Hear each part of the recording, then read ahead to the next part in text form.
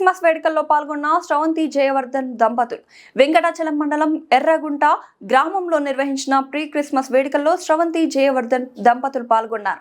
ఆ ప్రభువు ఆశీస్సులు నెల్లూరు ప్రజలందరికీ ఉండాలని కోరుకుంటున్న శ్రవంతి జయవర్ధన్ దంపతుల కోసం ప్రత్యేక ప్రార్థనలు చేసిన పాస్టర్లు. ఈ సందర్భంగా శ్రవంతి జయవర్ధన్ మాట్లాడుతూ ఈ రోజు ఈ వేడుకల్లో పాల్గొన్నందుకు చాలా సంతోషంగా ఉందన్నారు.